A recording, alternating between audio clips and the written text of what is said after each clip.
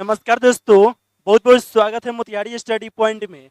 यह वीडियो आपके लिए बहुत ही महत्वपूर्ण है क्योंकि इस वीडियो में आज हम लोग देखेंगे इंटर बोर्ड परीक्षा 2025 के लिए वीडियो।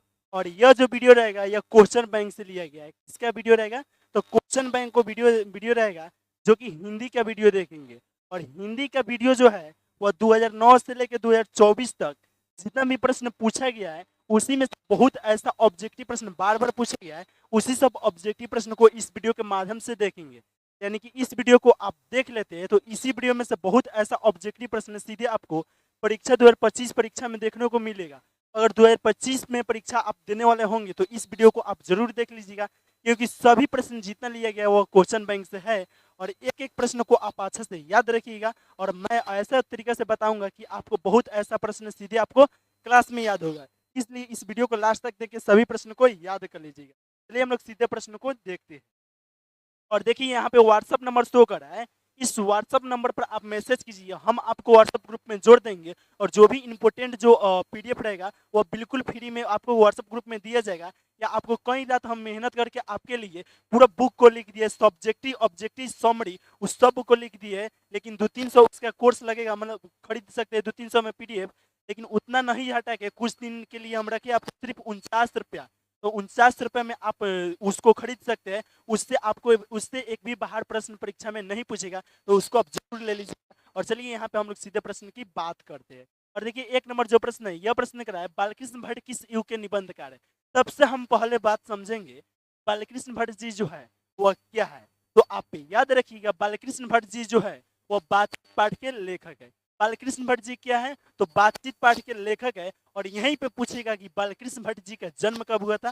तो 23 जून 1844 को हुआ था। और बालकृष्ण भट्ट जी के पिता का नाम क्या है? तो बेनी प्रसाद भट्ट है। और बालकृष्ण भट्ट जी किस युग के निबंधकार थे? तो भारतेंदु युग के निबंधकार थे। इनके रिलेटेड जितना भी ऑब्जेक्टिव प्रश्न आपके महत्वपूर्ण प्रश्न परीक्षा के लिए है जो हम आपको बता देंगे। तो इसलिए आप 85 ऑब्जेक्टिव प्रश्न को इसमें बताएंगे, लेकिन बहुत ही इंपॉर्टेंट जो भी प्रश्न रहेगा उस सब रहेगा। तो यहाँ पे पूछा गया था कि बालकृष्ण भट्ट जी किस युग के निबंधकार है। तो आप याद रखिएगा बालकृष्ण भट्ट जी जो है वह भारतेंदु युग के निबंधकार थे। इसलिए राइट आंसर जो होगा वह ऑप्शन बी हो जाएगा। राइट आंसर क्या हो जाएगा? ऑप्शन बी हो जाएगा। लेकिन आप साथ में याद रखिएगा द्वितीय युग के जो अगर पूछे जाएगा द्वितीय युग के निबंधकार है तो आप याद रखिएगा चंद्रहास शर्मा जो गुलेरी जो है वह द्वितीय युग के है। आप लोग साथ में याद रखिएगा। चलिए नेक्स्ट प्रश्न की बात करते हैं और देखते हैं 2 नंबर प्रश्न को। और 2 नंबर जो प्रश्न है यह प्रश्न पूछा जा रहा है कि बालकृष्ण भट्ट जी के पिता यहाँ पे रहता है। बालकृष्ण भट्ट के पिता का क्या नाम था? तो दोस्तों आप याद रखिएगा बालकृष्ण भट्ट जी के पिता का नाम जो है वो बेनी प्रसाद भट्ट है। बालकृष्ण भट्ट के पिता का नाम क्या है? तो बेनी प्रसाद भट्ट। और आप लोग कमेंट करके बताइए कि बालकृष्ण भट्ट की माँ का नाम क्या है। देखते हैं सबसे पहले कमेंट करके क्या बताते हैं। इसका राइट आंसर क्या हुआ था? ऑप्शन बी हुआ था। चलिए नेक्स्ट प्रश्न की बात करते हैं और देखते हैं 3 नंबर प्रश्न को। यह प्रश्न क्या है? दमयंती स्वयंवर किस लेखक की रचना है। यानी कि दमयंती स्वयंवर जो है वह किस लेखक की रचना है। तो आप याद रखिएगा बालकृष्ण भट्ट की रचना है। इसलिए राइट आंसर जो होगा वह ऑप्शन सी हो जाएगा। राइट आंसर क्या हो जाएगा? ऑप्शन सी हो जाएगा। चलिए नेक्स्ट प्रश्न की बात करते हैं और देखते हैं 4 नंबर प्रश्न को। यह प्रश्न क्या है? बातचीत शीर्षक निबंध के अनुसार रस का समुद्र किनकी बातचीत में उमड़ा चला जाता है। तो आप याद रखिएगा दो हम सहेलियों की बातचीत में उमड़ा चला जाता है। इसलिए राइट आंसर जो होगा वह ऑप्शन ए हो जाएगा। राइट आंसर क्या हो जाएगा? ऑप्शन ए हो जाएगा। चलिए नेक्स्ट प्रश्न की बात करते हैं और देखते हैं कितना प्रश्न को। तो 5 नंबर प्रश्न को देखते हैं। यह प्रश्न क्या है कि बातचीत शीर्षक निबंध के निबंधकार के। यहाँ पे निबंध के निबंधकार पूछा गया है, यहाँ पे लेखक पूछता बालकृष्ण बातचीत पाठ के लेखक है। तो आप याद रखिएगा यही होगा बालकृष्ण भट्ट जी। अब कहिएगा कि काहे नहीं हुआ है ऑप्शन ए। तो आपको पढ़ाए दे जयप्रकाश नारायण जी जो है वह किस पाठ के लेखक है। तो संपूर्ण क्रांति पाठ के लेखक है जयप्रकाश नारायण जी, आप साथ में याद रखिएगा। और नामवर सिंह जो है वो प्रगीत और समाज पाठ के लेखक है। और मोहन राकेश जी है वह सिपाही की माँ पाठ के लेखक है। इसलिए ये तीनों नहीं हुआ है। आप इस सब प्रश्न को एक्स्ट्रा में बता रहे हैं जो प्रश्न को याद रखिएगा। देखिए राइट आंसर इसका क्या हुआ था? ऑप्शन डी हुआ था कि यानी कि बातचीत शीर्षक निबंध के निबंधकार के है तो बालकृष्ण भट्ट जी, आप याद रखिएगा। और चलिए 6 नंबर प्रश्न को देखते हैं। और यह प्रश्न क्या करा है? यह प्रश्न करा है कि हिंदी कहानी के विकास में हिंदी देखिए यहाँ पे बहुत ऐसा है जो टाइपिंग में गलती हुआ है कि हिंदी कहानी के विकास में मील के पत्थर मिल के पत्थर कौन सी कहानी मानी जाती है? तो आप याद रखिएगा उसने कहा था कहानी मानी जाती है। क्या मानी जाती है? तो उसने कहा था कहानी मानी जाती है। इसलिए राइट आंसर जो होगा वो ऑप्शन ए हो जाए। चलिए 7 नंबर प्रश्न की बात करते हैं। उसने कहा था कहानी का नायक कौन है? यानी कि उसने कहा था कहानी पाठ के लेखक के हैं तो चंद्रा शर्मा गुलेरी जी है, और इस पाठ में जो नायक है वो क्या है? तो आप याद रखिएगा लाहना सिंह है। इसलिए राइट आंसर जो होगा वो ऑप्शन ए हो जाएगा। राइट आंसर क्या हो जाएगा? ऑप्शन ए हो जाएगा। चलिए नेक्स्ट प्रश्न की बात करते हैं और देखते हैं 8 नंबर प्रश्न को। निम्न में से कौन सी रचना जो है वो गुलेरी जी की नहीं है? दोस्तों यहाँ पे पूछ रहा है कि कौन ऐसा रचना है वो गुलेरी जी की नहीं है। तो सबसे पहले हम लोग समझेंगे कि इसमें कौन कौन गुलेरी जी का है। सुखमय जीवन ऑप्शन ए का रहता है, या गुलेरी जी का है तो ये नहीं होगा। ऑप्शन बी करे बुद्धू का कांटा यहाँ पे होना चाहिए। ऑप्शन बी करे बुद्धू का कांटा, यह भी चंद्रा शर्मा गुलेरी जी का है। उसने कहा था भी है चंद्रा शर्मा गुलेरी जी का, यानी कि हाड़े को हरिनाम चंद्रा शर्मा गुलेरी जी का नहीं है। यानी कि इनमें से कौन ऐसा रचना जो है वह चंद्रा शर्मा गुलेरी की नहीं है? तो आप याद रखिएगा हाड़े को हरिनाम नहीं है, इसलिए राइट आंसर ऑप्शन डी हो जाएगा। चलिए नेक्स्ट प्रश्न की बात करते हैं और देखते हैं 9 नंबर प्रश्न को। यह प्रश्न कर रहा है कि लाहना सिंह, देखिए यहाँ पे कहीं कहीं छूट गया तो आप लोग ध्यान दे दीजिएगा। लाहना सिंह किस कहानी की पात्र है? तो आप याद रखिए लाहना सिंह जो है वह उसने कहा था कहानी की पात्र है। इसलिए राइट आंसर जो होगा वो ऑप्शन डी हो जाएगा। राइट आंसर क्या हो जाएगा? ऑप्शन डी हो जाएगा। लेकिन आप साथ में याद रखिएगा जूठन जो है वह जूठन पाठ के लेखक है तो ओम प्रकाश वाल्मीकि जी है। आप साथ में याद रखिएगा। चलिए नेक्स्ट प्रश्न की बात करते हैं और देखते हैं कितना नंबर प्रश्न को। तो 10 नंबर प्रश्न को देखते हैं। यह प्रश्न कर रहा है टेढ़ी कुड़माई हो गई का किस कहानी से संबंध है? यानी कि टेढ़ी कुड़माई हो गई का किस कहानी से संबंध है? तो आप याद रखिएगा उसने कहा था कहानी से संबंध है। किस कहानी से संबंध है? तो उसने कहा था कहानी से संबंध है। इसलिए राइट आंसर जो होगा वो ऑप्शन बी हो जाएगा। लेकिन आप साथ में याद रखिएगा रोज पाठ के लेखक अगर पूछा जाएगा क्या है तो आप याद रखिएगा अज्ञेय जी है। रोज पाठ के लेखक क्या है? अज्ञेय जी। आप साथ में याद रखिएगा उसने कहा था पाठ के लेखक जो है वो चंद्रा शर्मा गुलेरी जी है। आपको पहले ही बता चुके हैं। चलिए नेक्स्ट प्रश्न की बात करते हैं और देखिए 11 नंबर प्रश्न क्या कर रहा है। यह प्रश्न कर रहा है कि चंद्रा शर्मा गुलेरी की कहानी कौन सी है? यानी कि चंद्रा शर्मा गुलेरी की इनमें से कहानी कौन है? तो आप याद रखिएगा उसने कहा था है। इसलिए राइट आंसर जो होगा वो ऑप्शन सी हो जाएगा। ऑप्शन ए इसलिए नहीं हुआ है कि जूठन पाठ के लेखक ओम प्रकाश वाल्मीकि जी है। ऑप्शन बी इसलिए नहीं हुआ है कि रोज पाठ के लेखक के है तो अज्ञेय जी है। इसलिए राइट आंसर क्या हुआ है? ऑप्शन सी हुआ है। आप साथ में याद रखिएगा जो भी प्रश्न का आंसर बता रहे हैं। यह प्रश्न करा है कि 12 नंबर प्रश्न करा है उसने कहा था कहानी क्या है? तो आप याद रखिएगा यहाँ पे उसने कहा था कहानी में प्यार के बारे में सब किया गया है। प्यार में क्या क्या हो जाता है आप सब अच्छा से जानते हैं। यही कह रहा है युद्ध की कहानी है। तो यस युद्ध की कहानी है। उसने कहा था कहानी में दिव्य प्रेम की भी कहानी है और प्रेम पर बलिदान होने की भी कहानी है। यहाँ पे कहीं कहीं छूट गया है तो हम यहाँ पे सब अच्छे से पढ़ दे रहे हैं, आप लोग देख लीजिएगा। ठीक है, तो इनमें से सभी हो जाएगा। यानी कि उसने कहा था कहानी क्या है? तो युद्ध की कहानी है, दिव्य प्रेम की कहानी है और प्रेम पर बलिदान होने की कहानी है। इसलिए राइट आंसर क्या हो जाएगा? ऑप्शन डी हो जाएगा। चलिए नेक्स्ट प्रश्न की बात करते हैं और देखते हैं 13 नंबर प्रश्न को। यह प्रश्न क्या है? उसने कहा था किस प्रकार की कहानी है?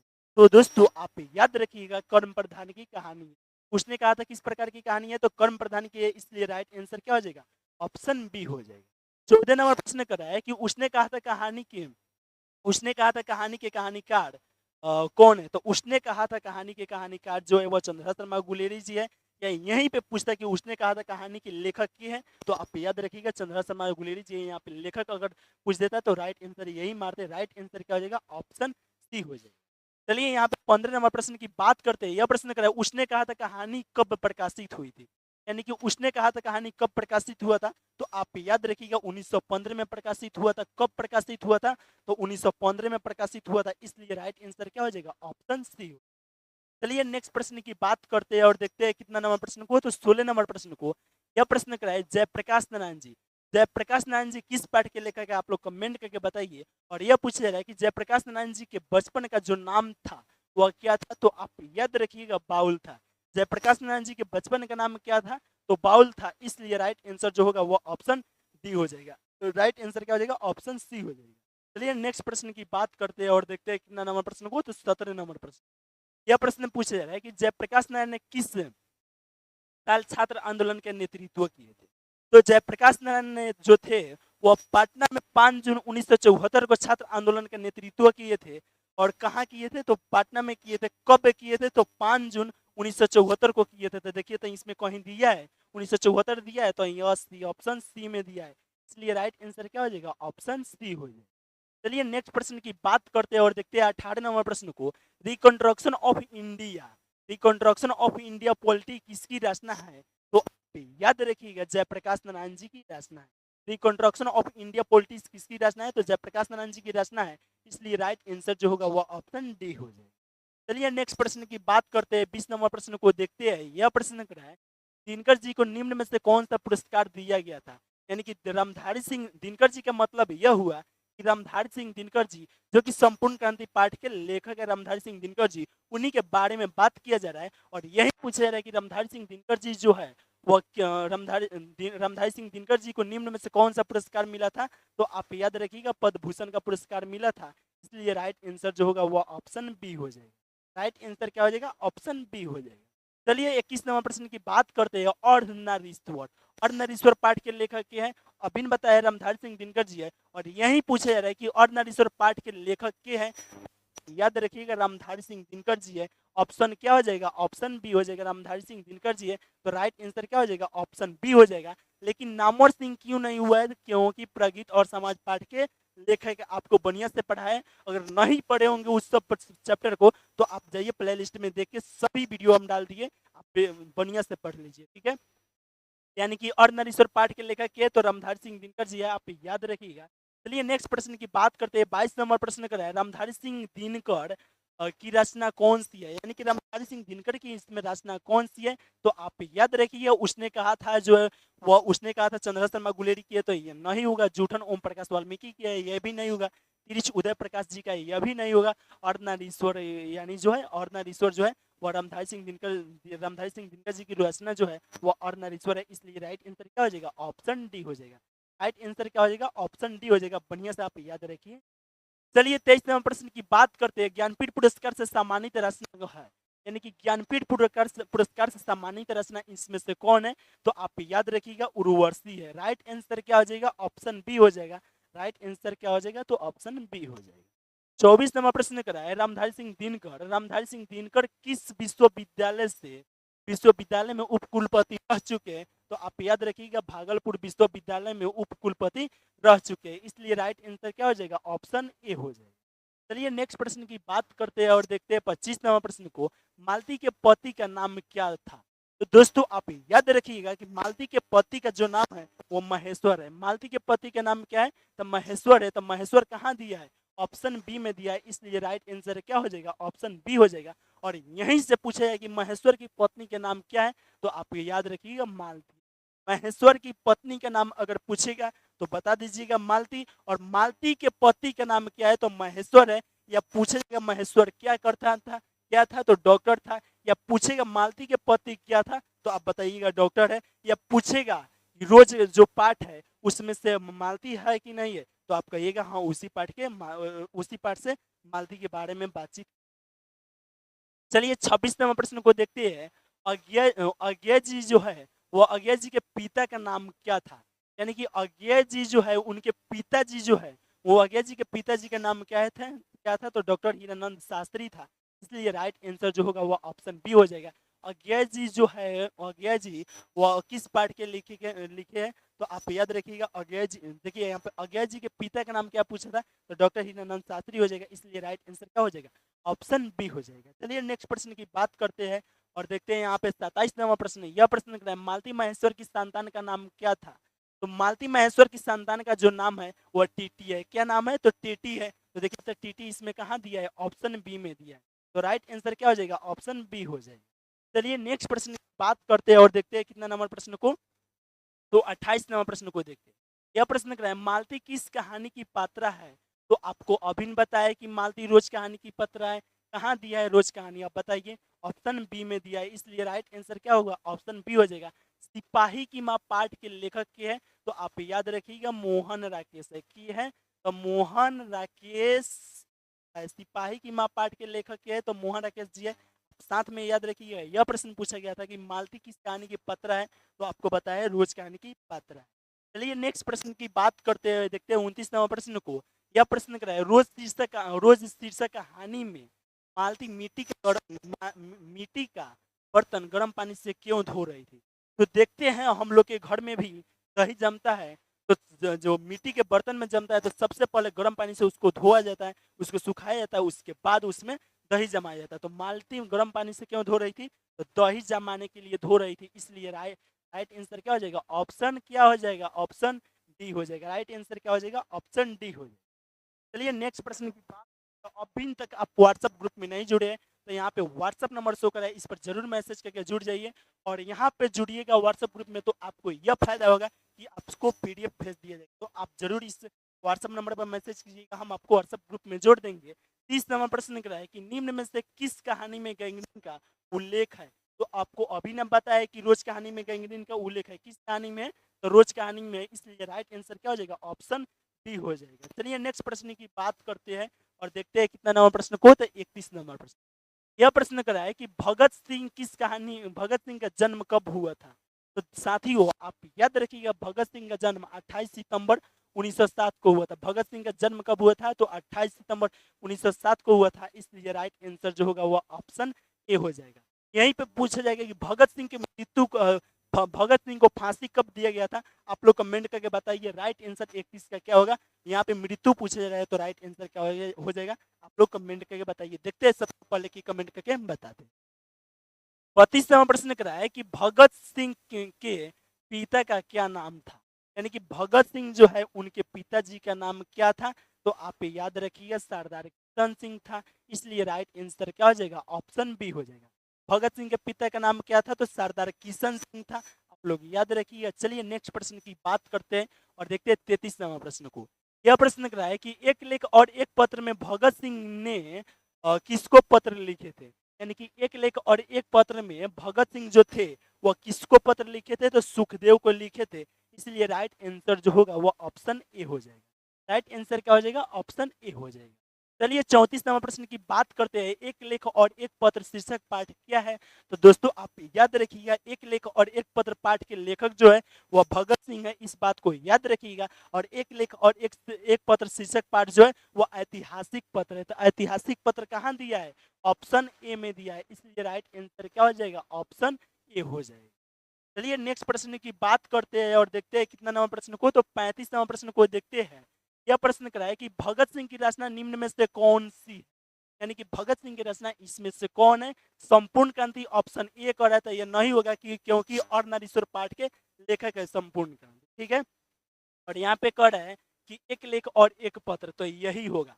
यानी कि भगत सिंह की रचना इनमें से कौन है? तो एक लेख और एक पत्र है, इसलिए राइट आंसर जो होगा वो ऑप्शन बी।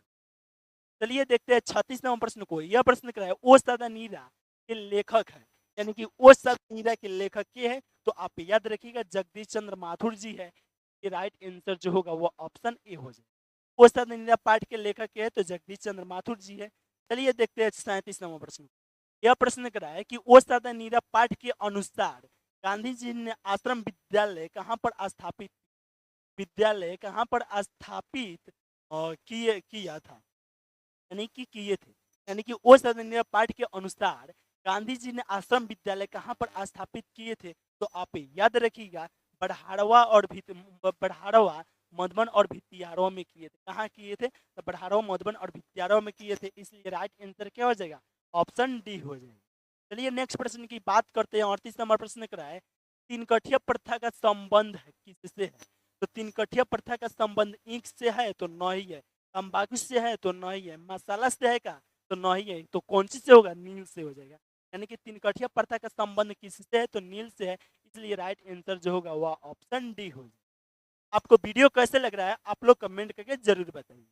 चलिए 39वां प्रश्न की बात करते हैं। यह प्रश्न करा है कि वो सदनीरा पाठ के अनुसार गांधी जी ने आश्रम विद्यालय कहाँ पर स्थापित किए थे? तो यह तो प्रश्न अभी ने बताया है कि यहाँ पे किए।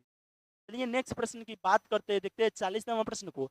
यह प्रश्न करा है कि धागड़ों को 18वीं शताब्दी के अंत में किस कार्य के लिए लाया गया था? तो आप याद रखिएगा नील के खेती के लिए लाया गया था, इसलिए राइट आंसर जो होगा वो ऑप्शन ए हो जाए। चलिए 41वां प्रश्न की बात करते हैं। गंडक नदी की चर्चा किस शीर्षक पाठ में है? गंडक नदी की जो चर्चा है वह किस शीर्षक पाठ में है? तो आप याद रखिएगा औसत शीर्षक पाठ में है, ये राइट आंसर जो होगा वो ऑप्शन ए हो जाए। चलिए नेक्स्ट प्रश्न की बात करते हैं। 42वां प्रश्न को देखते हैं। यह प्रश्न कराया वो सदनिर्णय शीर्षक पाठ किस विद्या के अंतर्गत आता है, यानी कि वो सदनिर्णय शीर्षक पाठ जो है वह किस विद्या के अंतर्गत आता है, तो निबंध के अंतर्गत आता है। इसलिए राइट आंसर जो होगा वो ऑप्शन क्या हो जाएगा, ये हो जाएगा। चलिए नेक्स्ट प्रश्न की बात करते हैं और देखते हैं 43वां प्रश्न को। यह प्रश्न करा है कि ओ सदनिर्णय के लेखक है, यानी कि ओ सदनिर्णय पाठ के लेखक के हैं। तो उसी समय से पढ़ रहे हैं कि ओ सदनिर्णय पाठ के लेखक जो है वह चंद्रशेखर शर्मा गुलेरी जी है और जगदीश चंद्र माथुर है। इसलिए राइट आंसर क्या हो जाएगा, ऑप्शन ए। चलिए नेक्स्ट प्रश्न की बात करते हैं और देखते हैं कितने नंबर प्रश्न को, तो 44वां प्रश्न को देखते हैं। यह प्रश्न करा है कि ओ सदनिर्णय शीर्षक पाठ के अनुसार सन 1962 की बाढ़ का दृश्य जिन्होंने देखा है उन्हें रामचरितमानस में किसके क्रोध रूपी नदी की बाढ़ याद आई है, तो आप याद रखिएगा केकई के आई है। इसलिए राइट आंसर क्या हो जाएगा, ऑप्शन सी हो जाएगा। चलिए नेक्स्ट प्रश्न की बात करते हैं, देखते हैं 45वां प्रश्न को। मुहा राकेश के बचपन का जो नाम था वह क्या था, तो मुहा राकेश जी जो है इसको पहले समझते हैं किस पाठ के लेखक है मुहा राकेश जी, तो आप याद रखिएगा सिपाही की माँ पाठ के लेखक जो है वह मुहा राकेश जी है। तो आप इस बात को याद रखिएगा। यहाँ पे पूछा जाएगा कि मुहा राकेश जी का जो बचपन में जो नाम था वह क्या था, तो बाउल था। मुहा राकेश के यहाँ पे पूछा जाएगा कि मुहा राकेश के बचपन का क्या नाम था, तो बचपन का वहाँ पे उसका था बचपन का जो नाम था वो मदन मोहन गुगलानी था। मुहा राकेश के बचपन का नाम क्या था, तो मदन मोहन गुगलानी था। इसलिए राइट आंसर जो हुआ था वह ऑप्शन ए हुआ। चलिए 46वां प्रश्न की बात करते हैं। मोहा राकेश रचित नाटक संग्रह, यानी कि मोहा राकेश द्वारा रचित नाटक संग्रह कौन है, तो आषाढ़ का एक दिन है। इसमें कौन है, तो आषाढ़ का एक दिन है। ये राइट आंसर जो होगा वो ऑप्शन डी हो जाएगा, आषाढ़ का एक दिन। चलिए नेक्स्ट प्रश्न की बात करते हैं। 47वां प्रश्न को देखते हैं। यह प्रश्न करा है कि सिपाही की माँ के रचनाकार, यानी कि सिपाही की माँ के रचनाकार के हैं, तो अभिन्न देखिए यहाँ पे रामधारी सिंह कर है ऑप्शन ए, या और नरीश्वर पाठ के लेखक तो नहीं होगा। ऑप्शन बी कर रहा है मोहा राकेश, यही होगा। यानी कि सिपाही की माँ पाठ के लेखक पूछेगा या कहानीकार पूछेगा तो आप बता दीजिएगा मोहा राकेश जी है। चलिए नेक्स्ट प्रश्न की बात करते हैं और देखते हैं 48वां प्रश्न को। यह प्रश्न पूछ रहा है किस पाठ में यह उदाहरण आया है, फौजी वहां लड़ने के लिए है वे भाग नहीं सकते हैं, जो फौजी छोड़कर भागता है उसे गोली मार दी जाती है। तो आप याद रखिएगा सिपाही पाठ के उदाहरण है। ये राइट आंसर क्या हो जाएगा, ऑप्शन सी हो जाएगा। राइट आंसर क्या हो जाएगा, ऑप्शन सी हो जाएगा। चलिए नेक्स्ट प्रश्न की बात करते हैं और देखते हैं 49वां प्रश्न को। यह प्रश्न कर रहा है रंगून कहाँ है, यानी कि रंगून जो है वह कहाँ है, नेपाल में है या वर्मा में है या जापान में है या चीन में है। तो आप याद रखिएगा रंगून जो है वह वर्मा में है। इसलिए राइट आंसर जो होगा वह ऑप्शन बी हो जाएगा। रंगून कहाँ है, तो वर्मा में है। आप इस प्रश्न को अच्छे से याद रखिए। देखिए 50 नंबर प्रश्न करा है कि सिपाही की माँ शीर्षक पाठ में हड्डियों का चलता फिरता ढांचा इनमें से कौन है, तो दीनू कुम्हार है। इनमें से कौन है, तो दीनू कुम्हार है। इसलिए राइट आंसर क्या हो जाएगा, ऑप्शन बी हो जाएगा। राइट आंसर क्या हो जाएगा, ऑप्शन बी हो जाएगा। चलिए नेक्स्ट प्रश्न की बात करते हैं और देखते हैं इस वीडियो को समाप्त कर देंगे। और यहाँ पे जो नंबर दिया है इस पर अभी भी मैसेज नहीं किए होंगे तो जरूर मैसेज कर लीजिए। और यहाँ पे देखिए क्या हुआ है। यह प्रश्न जो है वो आपको कमेंट वर्क है। कमेंट के फुल फॉर्म हुआ कमेंट वर्क, सी डबल मतलब कमेंट वर्क। आप कमेंट करके इसका आंसर दीजिए और देखते हैं सबसे पहले के देखते हैं किसमें कितना दम है जो इसका आंसर देते हैं। यह प्रश्न कर रहा है कि नाटक के क्षेत्र, अगर इसका आंसर आप दे देते हैं तो आप समझ जाइएगा आपका प्रश्न परीक्षा में बन गया, क्योंकि यह परीक्षा में पूछा गया प्रश्न है। यह प्रश्न कर रहा है कि नाटक के क्षेत्र में जयशंकर प्रसाद के बाद की सबसे बड़ी प्रतिभा कौन माने जाते हैं, चंद्रशेखर शर्मा गुलेरी या बालकृष्ण भट्ट या जयप्रकाश नारायण या मोहन राकेश। सबसे पहले कमेंट करके के आंसर इसका देते हैं। दोस्तों आपको वीडियो कैसा लगा आप लोग कमेंट करके बताइए। कोई भी दिक्कत हो रहा है इस नंबर पर मैसेज कीजिए। राय सलाह कुछ भी देना लेना हो तो इस नंबर पर आप मैसेज कीजिए। बाकी आपको वीडियो कैसे लगा आप कमेंट करके इस वीडियो के माध्यम से जरूर बताइएगा। चलिए दोस्तों यहीं पे इस वीडियो को समाप्त करते हैं।